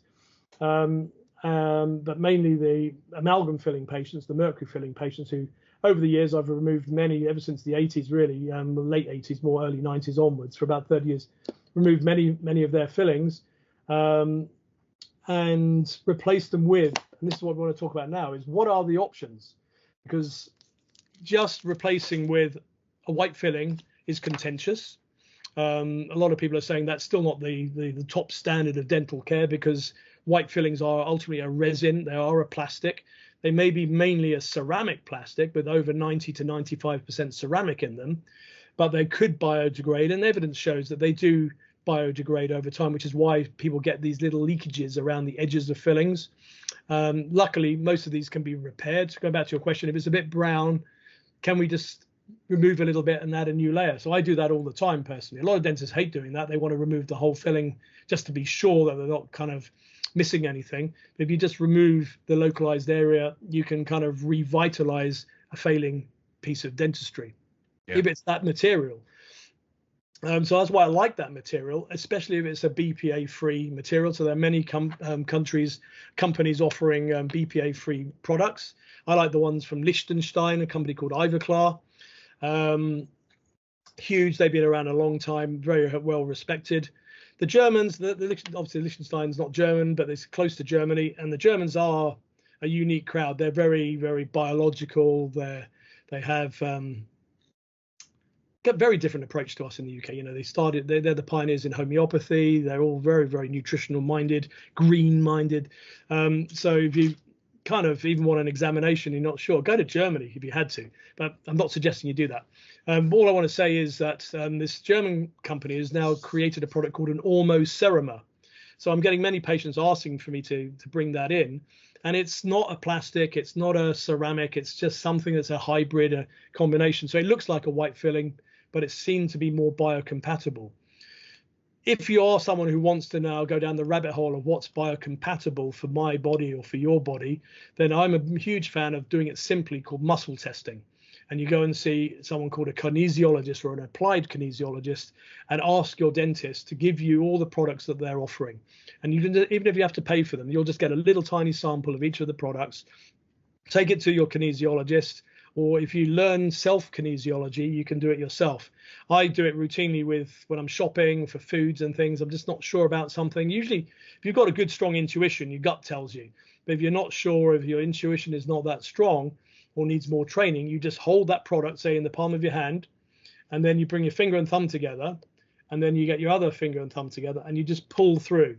And if that product is good for you, you will not be able to easily just pull your fingers out. It'll be like a link chain. I'm sure you've had people talking about this on your podcast before. That's the quickest and easiest way. You have? No, I haven't. No, no, I'm loving this. Oh yeah, that's a whole new rabbit hole. Is kinesiology, and you can do it yourself. You don't need to pay money and go and see other people. You just got to, trust your instincts, but also just trust your physical reaction. Just like when you get the heebie-jeebies around an environment, a situation. If you've got that sixth sense, you know. So this is just another tool for the sixth sense. But you've got to hold it. And some people say hold it in your hand. Other people say maybe have it on your heart. And then that's when you get the more traditional technique where arms are kind of pressed down. So you kind of resist the arm pressure, but you've got the product against your heart or your chest. And then if you go weak when you're holding it, the easiest one to do is just stick a mobile phone on your chest. You'll always go weak with a mobile phone when it's on, when it's switched on, and not on airplane mode, when it's on full power. So if you're wanting your dental products tested, because if you're just kind of sitting on the fence, you want to change, but you don't know if you're just replacing one toxic product with another toxic product. And also, how do you know that that product is that toxic? Are you just going in because you're fearful, or are you going with evidence? So there are tests that can be done. My favorite one is electrical meter. So you just need an electrical multimeter. Every electrician has one. A lot of people have them at home. And you can just put the two probes, one on a neutral zone, so part of the enamel where there's no metal, and then you put it on the probe on the actual dentistry, and you can actually find out what the kind of resistance is or the current is inside your tooth. And then that gives an indicator. It's not necessarily a kind of a given, but if it's high numbers, especially apparently if it's a negative number rather than a positive number, it's an indication of galvanism. And galvanism is the kind of breakdown of the non-precious alloy, because we often find the precious alloys tend to be low or zero. It's just like the white fillings tend to be low or zero, but the rusty old metal fillings tend to be quite high because they are rusting. Just put a nail inside a fence and leave it for 5-10 years in your garden. You'll see that shiny piece of metal go a bit brown and a bit crusty over a period of time. So that's happening to our dentistry. This is the big question now. If we're chewing, I don't want to scaremonger anyone, because I'm quite happy to suggest that people keep their mercury fillings in their mouth as long as they're detoxifying well and they're looking after their health. That needs to be at least done first before you even touch your metal fillings. And I'm seeing plenty of evidence to support that you can keep your mercury fillings if you've got all your detoxification sensors clear. Ultimately, it is another level up. And if you really want to go to another level up, you may have to consider, because that's more on the electrical heavy metal basis. It's like, whilst I do like hard rock music, I know it puts me into a certain kind of space. Baroque soft music puts me in a different kind of space. And I think having heavy metals in your teeth, little heavy metal music in your teeth, constantly, never ending, could be affecting your brain and other electrical systems that are going through the body. That's something that is very contentious. The biological holistic crowd really say it's mandatory that you take all these metal fillings out because of that, because of meridians and because of these nerve pathways in the body. But again, that's another level up. I want people, first of all, to be kind of brushing their teeth better, getting the oral biome sorted out, stopping decay, stopping gum disease. It's kind of like a journey. For many of my patients, it's a 5 to 10 year plan. And because I'm coming more to the end of my clinical career, I'm not really taking on projects that could be 5 to 10 years, but I've seen many 5 to 10 year journeys in my nearly 40 years of clinical practice. So I think that's what's really important, is to understand that metal can be okay if they're not getting decay. One of the challenges with metal fillings, and a lot of dentists see this on a daily basis, is that they expand and contract. So in that wedge, over many years, that expansion and contraction happening in a very crystalline area can set up little micro cracks. And we're chewing on these teeth day in, day out, right? Especially if you're very, very herbivorous as well. You're like a horse or a cow, and you really like you're chewing your carrots, raw carrots and celeries, etc. You're going to be putting a lot of extra stress in those teeth that would be fine if they were unfilled. But as soon as we talked about the death spiral, as soon as you start cutting wedges out of teeth, they're a lot weaker. And if you have that filling at age 20, you've luckily got a lot of collagen still in your body, a lot of juice, a lot of elasticity. But as the decades roll on, no matter how much we biohack, it seems like there is an end point to life. If you live to 100, you are still going to leave this mortal coil with a lot less collagen and moisture in the bones and the teeth and the hair and the skin. So if we've got this big cutout in our tooth, we are susceptible to fracture. So a lot of people have their amalgam fillings removed, not for mercury reasons or even cosmetic reasons, because a lot of people want a white filling rather than a grey silver filling. So a lot of people are electing to have strengthening, or dentists are suggesting strengthening fillings to overlay cracks and to reduce the risk of teeth splitting. So what are those products? So they could be white filling materials. Then there's the option of moving into kind of very, very expensive, what is called still the gold standard, which is highly precious gold fillings. They're not pure gold because they will be too soft. So they've got like gold foil. It's okay for a little tiny filling, but for a big filling, it has to have alloy. It has to be an alloy. But then things like platinum are put into it, which make it much harder, and it adds to the price. So you can imagine a very, very expensive piece of gold. You'll see a lot of people with grills these days. They're rappers. They're making serious amounts of money in their kind of field. They can afford probably a £50,000 grill, right? Most of the public could not even afford a £500 piece of gold filling, let alone a £1,000 gold crown, for example. So because of price, and also because of cosmetics and metal-free attitudes, because even though it's less galvanic than say an amalgam, or a mercury amalgam, mercury, silver, copper, because what's in an amalgam is mercury, copper, silver, and zinc. So those four metals, those elements kind of alchemize together, and they set at room temperature, don't they? Because mercury, quicksilver, is a liquid at room temperature. That's why it was such a popular product back in the day. The rich had the gold leaf squeezed into their teeth, and the proletariat either had their teeth pulled, or this alchemy of liquid metal would get put into the tooth, and then it would just set over 6 to 8 hours. So it was in many ways, a great advancement in nearly 200 years ago, a good 150 to 180 years ago. And it's a bit like the Roman pipes. It saved the tooth, but maybe lost the mind. That's where the Mad Hatters came in. They were putting their fingers constantly in mercury. Dentists were going a little bit different because they were constantly mixing these mercury fillings by fingers, and especially their poor nurses as well. They were getting affected. Look at the lifespan of a dentist. It's one of the lowest in terms of any profession. I think surgeon and dental, and it's probably because all these X-rays. I know one every now and then's fine, but you step out of the room, but how safe are you? And then obviously all these mercury vapors. So mercury vapor, I have no doubt, and even if you're drilling them out, the patient should be protected. That's another whole big subject, just what's called mercury. We should do another show on that. We should do a proper show on mercury, because that's the big one. But we'll do that another time. Save that for another time. Or I'll get you a colleague of mine, so you don't get bored of my voice. Whatever. We'll chat in private about that. But very happy to talk as many different subjects. One day I'd love to come on and just talk about shamanic dentistry. We haven't got time for that today, because that is something that really I think I'm the only one talking about in the world. There may be someone in the US or somewhere around the world who's a dentist and a shamanic medicine practitioner, just kind of combining the two philosophies. But I won't touch on that really today, because we've got so much to go through. How are we doing for time? How much time? 15, 20 minutes left. Okay, good. So Yep. we are really going to focus on dentistry, because we're going to get in a minute to the extreme stuff. You know, when should teeth come out? When should they be? Should we be saving them? Should we be pickling them with root canals and other kind of treatments? Yep. So we haven't really touched on the wonder product, which is zirconia, because there's a lot of talk, and we'll talk a little bit about it later on about zirconia implants, but zirconia fillings.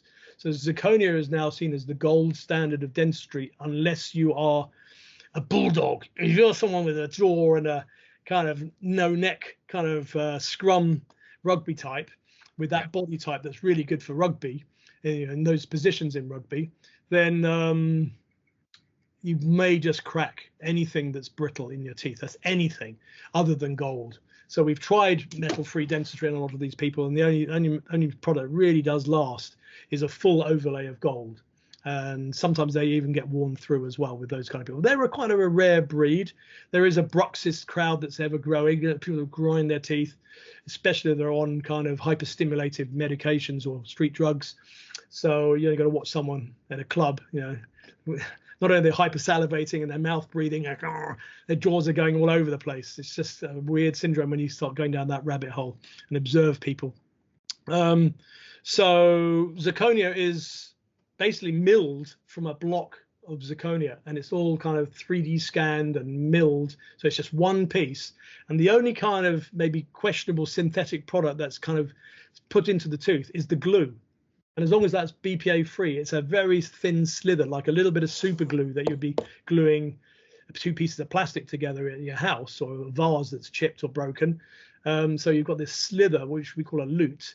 So that's seen now as the gold standard, holistic, beautiful. It's tooth colored. It doesn't have to be that kind of Armitage Shanks white. It can be the color of your tooth. If you want super white, that's fine. A lot of people think that all these kind of cosmetic white teeth are the only way to do it. You can choose any color you want. So if you've got kind of a sensibly kind of balanced kind of viewpoint on color, you won't go super yellow, you won't go bright white. You'll just go into that invisible, very kind of off-white color. And then if you want the super white, you can have it. So the only difference is to basically think of it as a tile, a piece of porcelain that's like a tile, and it can be any color, from super bright white, Tipex white, all the way down to black if you really wanted a black filling. More say if you've got something that's visible, right? So if you've got cracked tooth and you can see it here, that's where you'd get zirconia. That's where you'd get something that's more, so it's more worried about the strength. You're still worried about the strength, and maybe you've got the affordability, and on risk assessment, the white filling would work, but there are risks with white fillings that they might stain. So the downsides of white fillings are very few. The main one is that over time they slightly biodegrade on a microscopic level.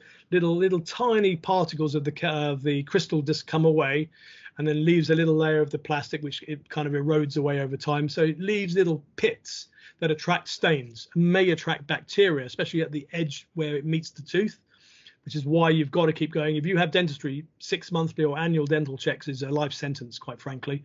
And don't see it as a sentence, see it as a joy. So I have so many of my patients come to the clinic just to have a chat and be told everything's fine, and they've been doing it for years. And it's kind of really good fun meeting them. We chat about life, we chat about teeth, and we just keep giving the good news. And if we have a bit of bad news, we've caught it really early, and it's usually a spot repair. But if you're kind of someone who is obsessional about your cosmetics, then you may want to go for porcelain, because that's like a teacup that might stain, but you can just rub it off with a Brillo pad or a bit of Jif, you know what I mean? A bit of a stronger kind of toothpaste, or the hygienist can rub it off. So often with white fillings, we have to actually rub a layer off, and sometimes we have to put a fresh layer over the top. So they're still fairly low maintenance, but they are some maintenance. But they're a lot cheaper than the porcelain. They're often 2-stage. You can get them 1-stage when it's all milled while you wait. So it's a while you wait service, but you're paying a premium for that. So if that's out of your price bracket, then I personally feel a BPA-free white filling is more than good enough if it's done to the skill levels that it needs to be. It can't be slapdash. It's minimum half an hour, usually 45 to an hour in the chair, just to get the isolation, either with special techniques or with sort of manual techniques, or even the kind of gold standard of putting a piece of rubber over your tooth, which is like a dam, a very thin layer. I call it the umbrella. It kind of umbrellas the whole mouth away from the tooth, so it's just the one tooth that's sticking out. Then you've got 99.9% isolation, because these products, most products are sensitive to fluids. So it's a bit like mastic. If you squirt a layer of mastic between a sink and a wall and it's all damp, you know it's going to look great, but it'll just peel away over 6 months to a year. You just get hold of one end, it'll just kind of peel away. Yeah. And that's the same with fillings. It may not peel away, but it will leak, and then bacteria will get in, and you'll get that secondary decay that hopefully gets caught early. But what if it becomes deeper? So we're now moving into kind of deeper territory. So aware we've got 10-15 minutes, so I want to kind of just go through the different stages. So we've kind of gone through early stages, mild to moderate. Now we're going into more moderate, where we've got to dig a filling out. We've seen on the x-ray, or you've tried to remineralize and demineralize and slow down and stop and arrest the tooth decay, and kind of failing. There's evidence from x-rays, from photographs. So if you don't document, how do you know? So that's going back to what we said at the beginning. Without documentation, I think it's very foolish to try any of these reverse techniques. And then if we are failing and we want to not necessarily give up, but keep going with the lifestyle shifts, but give up on that one tooth or a number of teeth that are still growing in their decay, just like a surgeon, we say, look, we've looked at this tumor and it's still growing. We've tried to immunomodulate you and we're losing. We've now got to go in and operate, right? So we just dig out all the filling. First of all, to try and remove the filling without touching any tooth tissue, because every procedure is only another journey down that death spiral. If you're lucky, you can remove 95% of the filling without touching the surrounding tooth. But then you've got to clean out the decayed area. So once you've got access, you clean the decay area. Then you've got to then risk assess structural. Do you have to now whittle down some of that tooth to give it more strength so that you have more of a tabletop of the dentistry on the tooth? So let's think of like laminating. When you laminate something, the laminate sheet is actually quite thin and flimsy, isn't it? It's only when it's stuck to the MDF or the wood that it becomes kind of solid and kind of robust.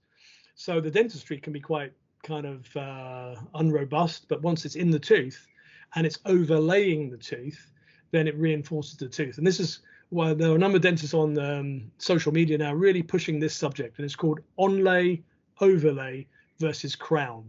Now, crown, most people who've got crown teeth know about this, and then to get a crown on your tooth, it needs to be, all your enamel needs to be removed. It's basically a thimble of metal like gold or porcelain or zirconia product that then, like a thimble, like the old-fashioned thimble for sewing people, they used to put something over their finger to stop their finger getting jabbed by the needle.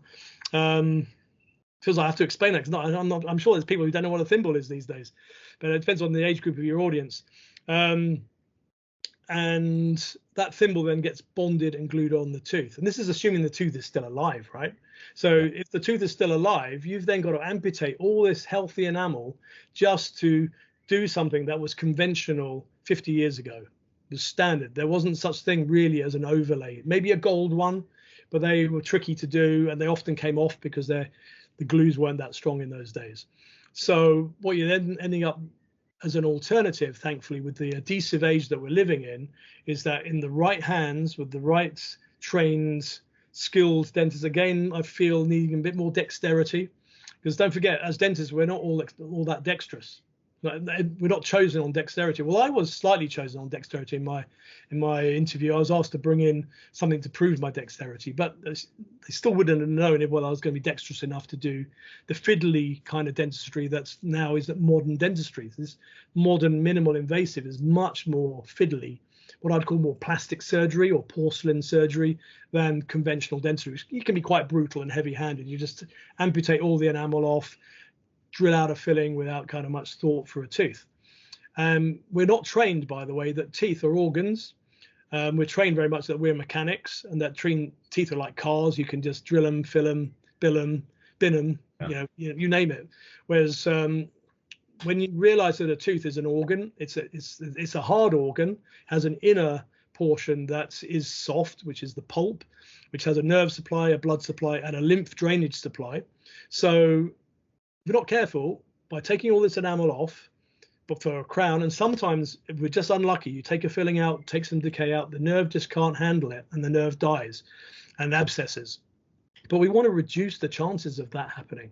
So mainstream dentists and holistic dentists, if they've got the wisdom, will just do the stages necessary to be as minimal as possible, to remove the most minimal amount of tooth structure to make it stronger. So you might have to just trim the 4 points on a molar. So you've got like 4 kind of mountain peaks in each corner of a tooth. We like to just remove 1 to 2 millimeters of those 4 corners, so that then a platform of dentistry can go over the whole tooth. So the whole bite surface is coated with the dentistry, rather than a whole thimble wrapping around the whole tooth, which is, it's still up to a point seen as the gold standard. It's a guarantee to be the strongest possible. But many teeth that are crowned, let alone drilled, can die off from the trauma of having lots of enamel removed, especially if they've been traumatic. How soon after is that? If you've had a crown for, say, 4 or 5 years, would you suggest it's probably safe as long as bacteria doesn't get in? Is it normally quite early on, say within a couple of months, or? Yeah. So that's why most dentists won't put a crown on straight away. They might put a temporary one on, or we'll try and put a temporary filling in sometimes if it's deep and we fear that the tooth might abscess. And we'll get into abscess in a moment, because there are many people who just don't want to spend the money or don't feel biologically comfortable to have the treatments that are available to save a tooth when the tooth is dead or abscessed. They would rather have it extracted, and sadly some people would rather live with a dead tooth in their jawbone without those treatments. And that, I feel, is actually worse, because at least if you're having a root canal filling, you've done a lot of the cleaning. You're not just leaving a putrid pulp left in your tooth just because you just are fearful of the dentist, or fearful of paying for the dentist, or in most cases just fearful of having the extraction, fearful of having a tooth out, which is a very real fear. I wouldn't relish it. I've had one wisdom tooth taken out while I was awake in the dental chair with a friend and a good friend and colleague of mine 25 plus years ago. I didn't enjoy that, but I was comfortable because I knew who was doing it, and he was very good at it, and he's kind of a surgeon as well as a dentist. So I think if you choose rightly and you feel confident and safe with someone, then it's not the worst thing to happen. And I personally feel that is better than living with a pussing septic tooth in your mouth. And we're going to go into that any minute now. I just want to kind of finish your question, and I think we'll end with kind of worst case scenarios, because that's a bit like a house. We've talked about a house that was slightly on fire. We've snuffed out the flames. Then we got like a moderate fire, and it's a bit black inside, but we've got the flames out, and now we've got to redecorate. We may have to replaster. We certainly have to repaint. We've got to get some new carpets in, some new flooring in, etc., maybe a new kitchen in. And then we're kind of moving into our sherbet. We're now going to have to really demolish either some of this building, like a few walls, or usually get the structure. I had to do this with a fire that was at the clinic when we were refurbing it, and had structural engineers, surveyors come in, and they sort of tell you which whether to condemn the building or whether you can just keep some of the walls. So a structural dentist, or even what I call a strategic dentist, someone who can see the big picture, not just see the black and the white, but someone who's got that holistic viewpoint. And I don't mean like whole body, like natural medicine viewpoint. I mean just whole vision, like a big picture person. Rather than the microscopic kind of mindset, which I think sadly seems to attract a lot of dentists. I think they want to be the specialists, and I think that's great if they're the specialists. I'm not convinced they're great if they are a general dentist, because they just kind of just want to look at the kind of the micro rather than the big picture. So the micro is, it's a bit decayed, we must fill it here and now, rather than the big picture is, let's look at whether we can reverse this. Can we train you? Can we teach you, etc., etc. And thankfully, I would say most dentists have a bit of both. And that's really what I'd like to think they're case selecting with trainees. They're looking at the kind of profile of a student and thinking, right, have they got all these attributes? Because we're now profiling like so differently to certainly when I was a student. So have I covered enough on fillings? Let me just see, restore. So yeah, when we're restoring and there's like an open wound or you decay under a filling, you had to take the old filling out. You then want to restore it either with an intermediate filling because you're just not sure whether the nerve's going to handle it, or say the nerve is already throbbing and the person has come in pain, and you then want to put an analgesic filling like a clove oil filling in the tooth. You then want to give it some time to heal, and there's no doubt about it, teeth do heal. And the big question mark is for how many years. And we talked a week or so ago that it is a death spiral. And is it going to have, if someone's 20, I think it's very likely that it'll kick off within the next, by the time they're 80. If someone's 80 and they're really not that well, and then you kind of intuit that they're not going to last more than 10 years, there's a good chance that might help that person, but maybe not the 20-year-old, but it will help them for the foreseeable future. And something I really want to touch on now, which I think is a hot subject, is stem cell teeth, right? So something I've been saying for a long time, nearly 10 years, to many patients is, we can keep this tooth for another 10 years, maybe 20 years, rather than have a screw put in your jaw, rather than have a root canal put in your tooth, rather than have a this and that and everything else put in your tooth, or maybe have all that apart from the screw, of course, because once you put a screw in, it's hard to put a stem cell tooth in, but not impossible. I feel the paradigm shift, and if you go on YouTube or you'll see all these Japanese research people saying it's nearly there, but how soon is nearly there, right? So is it another 10 years? But what if you're 20 and slightly different if you have a tooth knocked out, but if you've just got a big filling, should you be told to have the tooth taken out and put an implant in, for example?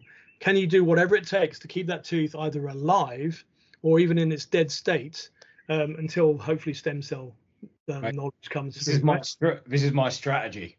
This is literally my strategy.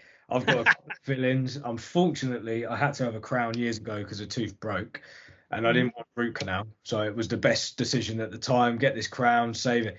But I want to keep the root.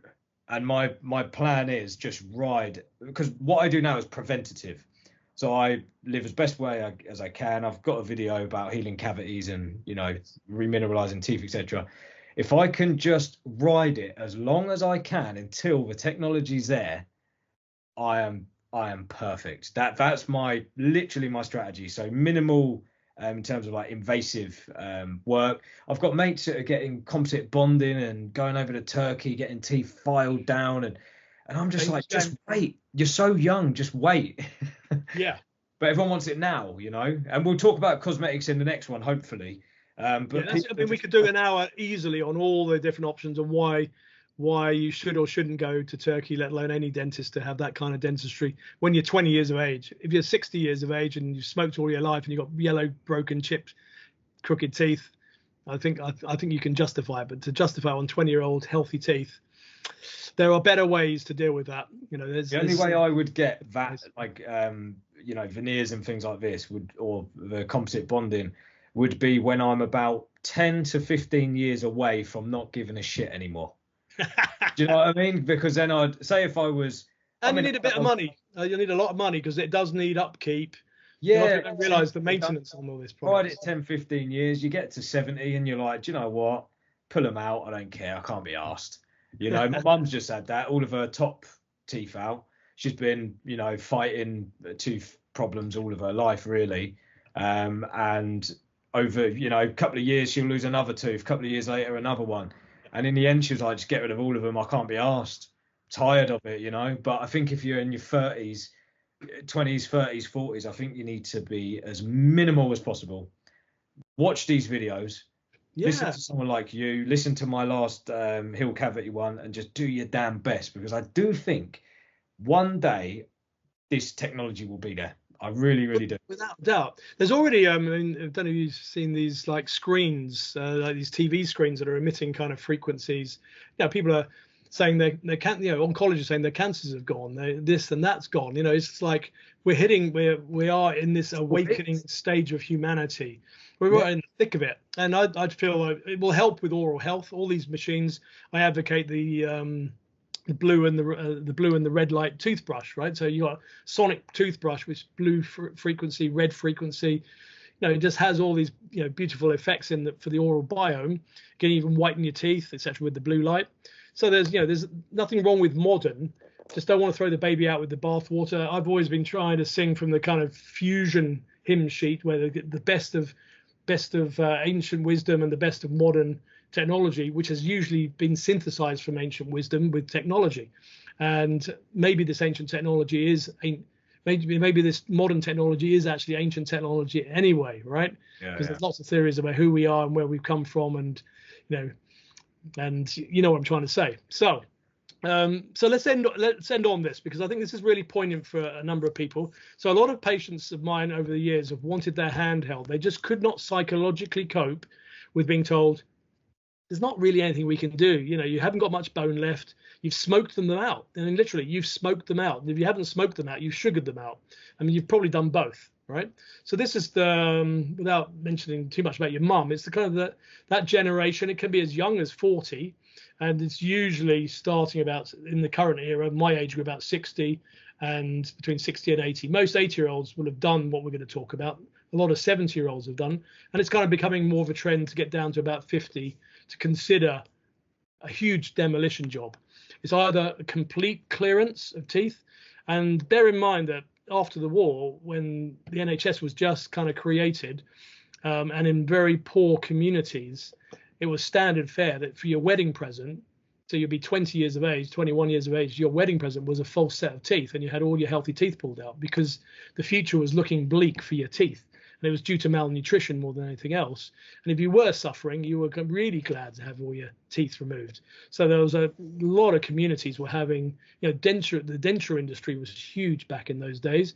And it's kind of coming back now, because more people are realizing keeping these septic teeth, if they are septic, so a root canal treated tooth is either potentially septic or is visibly septic. And there's a big, big difference between the two. And where there's lots of arguments still going on, because there's a crowd of people who say, well, every dead tooth must be septic, and then there's evidence of where teeth are septic. When you've got pus, you've got kind of bad smells, you've got kind of swollen gums, you've got kind of mobile teeth, and it, you know, you just know there's an abscess, let alone toothache, right, and swollen faces. And then there's a lot of people who just are so petrified of having their teeth removed. It's linked a lot to youth and losing one's youth, you know, the whole psychology of getting older, losing the hair, losing the teeth, getting this, you know, the wrinkles, etc., etc. So many people are fighting that with Botox and plumpers and fillers. You know, we're living in this kind of age where a lot of people are just having to get real, right, get authentic and get used to what is called life. But sadly for these people, it's a premature aging, so it's happening, you know, at a young age. And that's what hurts. So they may be only 40 or 50 years of age, and they're facing these demons. And there are a crowd of dentists, me included, that know how to hold these people's hands. But they have to be organic dentists, you know, people who know they're going to be around for 5 to 10 years to hold that person's hand. There are a lot of dentists who don't know where they're going to be in a year's time. And so they won't necessarily think like, well, they'll try and think like that, but practically it's difficult, because what you want to do is initially get the mouth clean. If there's anything that has to be removed, so a bit like the fire, like what's obvious, right? You know, that fire's ruined that room. There's, you know, it's nearly all melted. So we've got to knock that one out. So any teeth that are what I call no-brainers, that are wobbly, hurting, septic, they've all got to go. So then you have this kind of mouth full of okay teeth and then gaps, and maybe even a long line of gaps. And then you think, all right, what can we do to rebuild the jaw, the bite, the smile? So that starts usually with denture, something removable, a plastic device that goes in the gaps and around the teeth to kind of mask it all. There's something called snap-on smile as well, where you can kind of like a grill can go over the top of the teeth. So that kind of gets confidence quickly back, but it's still not pleasant. And it's a bit like having to wear reading glasses. I'm so grateful that I don't have to wear glasses full time. In fact, I tend to keep reading glasses on sometimes too long. Probably like a lot of people say their denture. They don't, after a while, you don't really realize it's there, but when you take it in and out, you don't really love it. So I don't enjoy doing this and that, and a lot of people don't like taking things out. But I'm just grateful that when I wear it, I can see up close and much more easily. So then, if you're lucky, you've got like a gap, a tooth, and you've got like small, what we call saddle areas. Then you can do another kind of a minimal invasive technique where you can glue teeth to the back of other teeth. So like one tooth can have a wing, either on one side or on both sides, and then just sticks like a veneer on the reverse side of the teeth.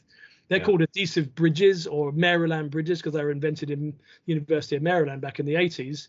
And they are wonderful. And they're the sort of thing I would recommend for someone who's had a sports injury in their teens or in their 20s, and hoping that the stem cell future is around the corner, so that what's the right way of putting it, so that they're not jumping straight into something like a cutting away bridge. So they're removing healthy enamel on adjacent teeth, which was standard back in, well, it's still standard. And then gold standard is having a screw put in the jawbone. And then should it be a metal one or should it be a ceramic one? So I think we'll end on that subject in the next couple of minutes. So we're kind of hand-holding people with this, what we call failing dentition. And if we're losing, and we get to the point where we've tried to kind of acrobar these walls, but the house is still actually falling down. And in fact, after a bit of thought, the passion is becoming more positive to knock the whole house down, and the budget is there, because it's all about budget as well as everything else. Is it the right time in your life? Are you bringing young children up? Are you going through a stressful job?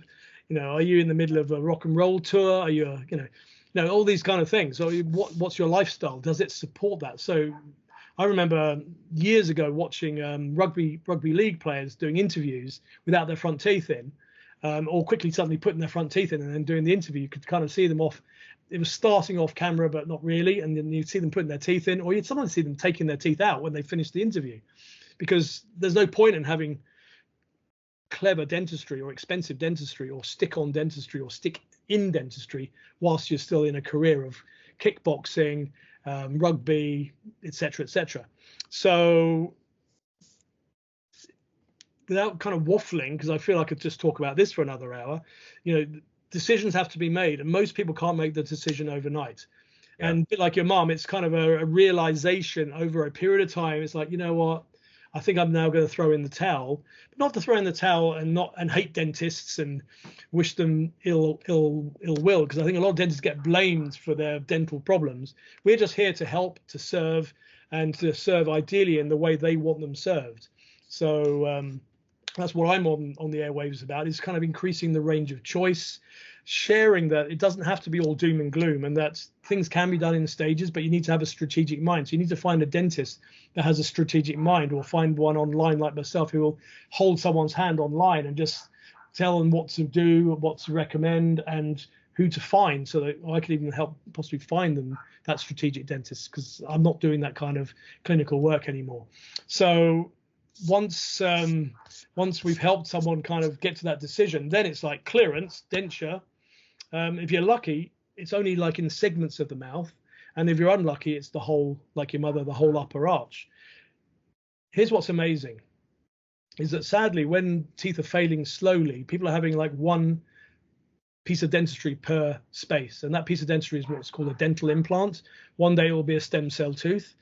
And it's like basically a glorified screw, a biological screw that orthopedic surgeons do all the time in knees and in hips, ankles, foot injuries, and even in jaws after car crashes, etc., or even orthodontic surgery. So these screws have been proven to work. They do work. I mean, the research goes back eons.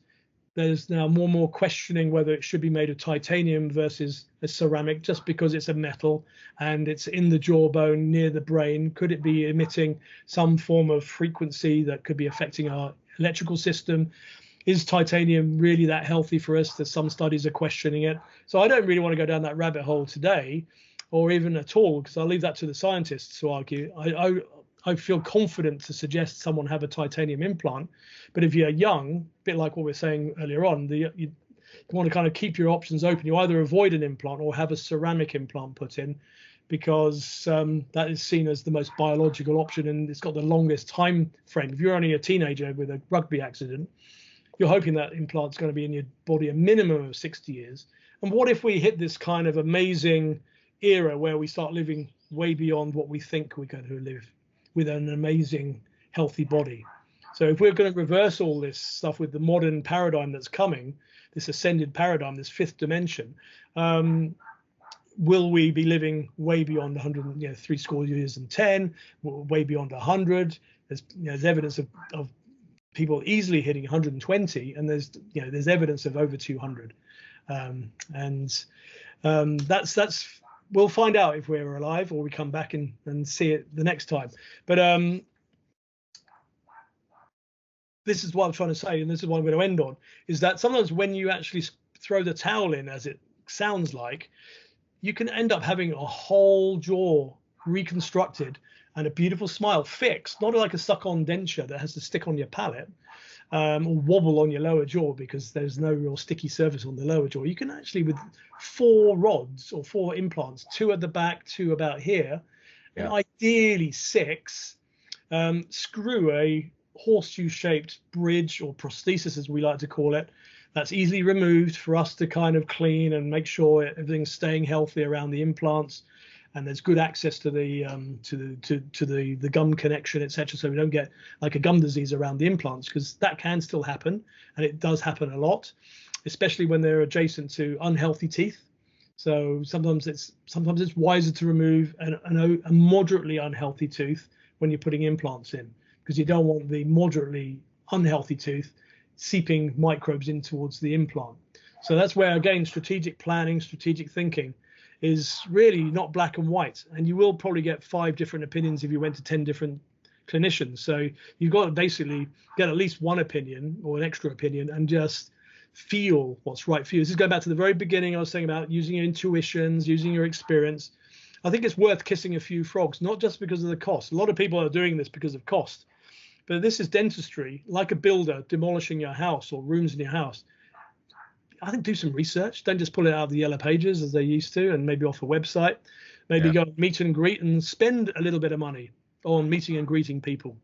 If you're lucky, a lot of people give complimentary consultations. You might have to get one scan initially, like a CT scan. Then you can show that CT scan to other people. Certainly ask friends and family who you rave about, but then don't take that as gospel. Then go and see them and feel whether you connect with it, because it's not going to be a one visit wonder. You know, you could be wedded to this dental practice for either lifetime or for many years to come. So you want to be really sure you're putting your hands, just like your house, your car, and even your surgery, you know, kind of if you had to have heart surgery or whatever. I think when you're desperate, you can't be so fussy.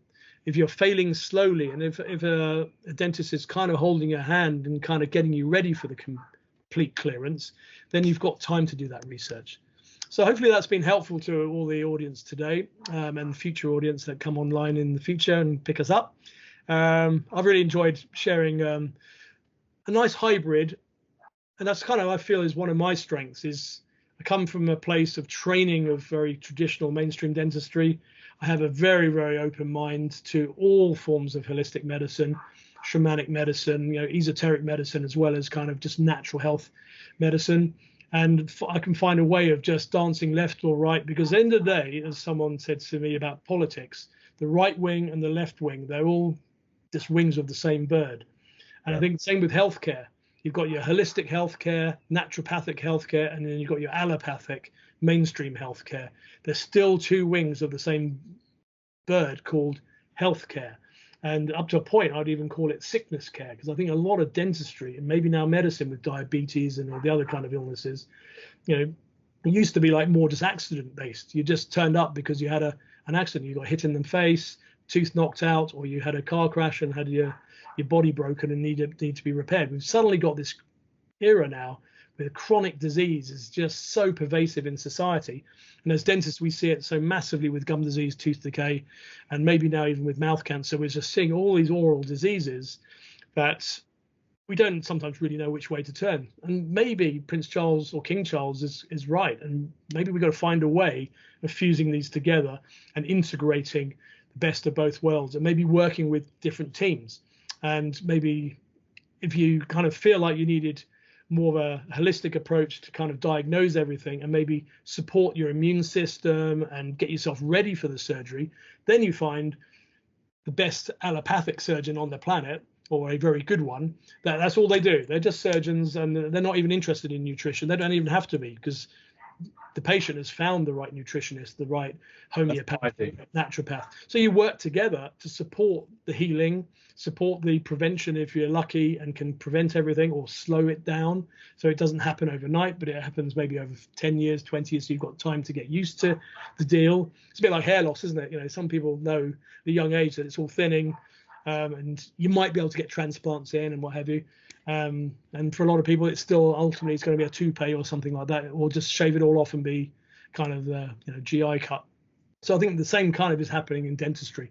And I think that's a good time to end, really, unless you've got another question you want just to sum up. No, I was going to just say that's kind of what I do is I'll use the allopathic model to get scans, to get a diagnosis, to get a medical term. And then what I'll do is I'll go and dig and do my own research and try and solve it myself, but constantly consulting, the doctor. So as you said before, you can sort of monitor the progress. You know where you are, you can monitor the progress. And when I was in Sri Lanka, I ended up with a bacterial skin infection from a swimming pool, hot tub folliculitis, it was called. So I went to the doctor, got a diagnosis. He gave me this cream, and I've gone home and I've read all the chemicals, and I'm like, So I've just done a bit of research. I ended up using black seed oil in the end, and within a couple of days, it's cleared up, and and it's all gone. But I thought, if in 3 days, if I don't see any benefits and it gets worse, I'll use the medication. So I've sort of gone in, instead of panicking, I've kind of gone, right, I know this information. I've got this as a plan C, and I'm going to try and figure it out myself. And I think it's the same with dentistry. And I think if we look at the takeaways from this conversation, number one is prevention. Always prevention. Eat the right foods, do the right things, mouth tape, make sure your saliva's active, mouth's alkaline. These are all the things I speak about in my other video as well.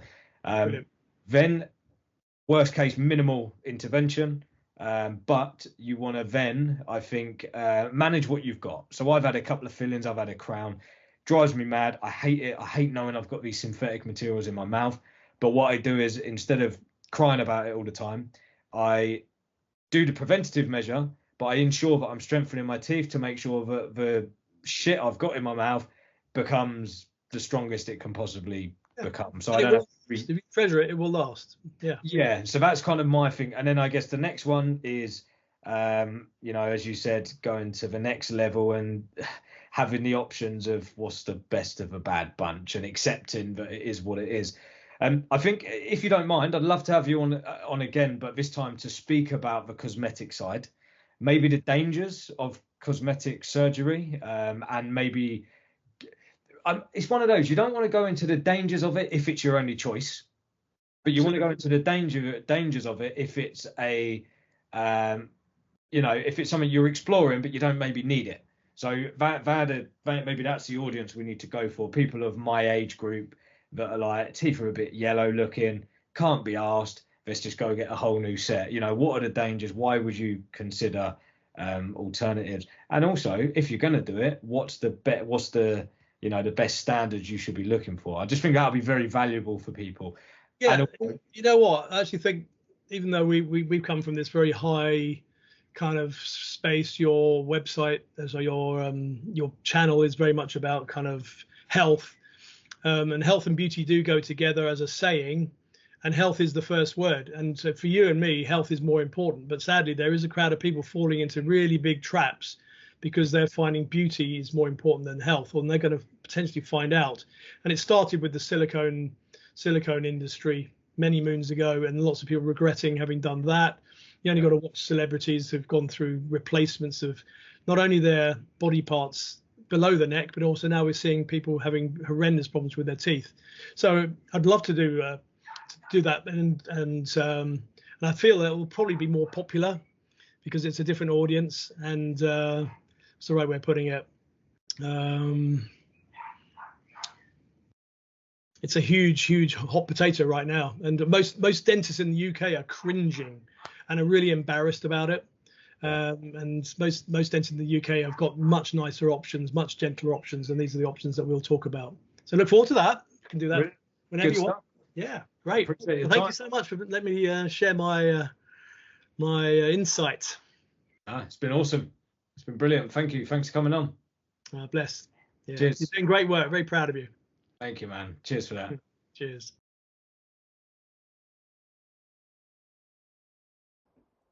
Thank you for tuning in to the Holocene podcast. I'd just like to remind you again that this podcast is for entertainment purposes only. In my opinion, the guests that I'm bringing onto the show are experts in their individual fields. However, we have to acknowledge that this is entertainment. We are sharing information that I believe personally to be informative. I believe that there's a lot of wisdom in the conversations that I'm having with my guests.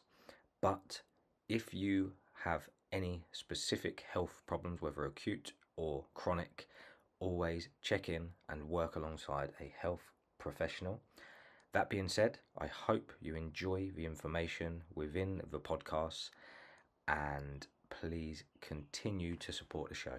Thank you.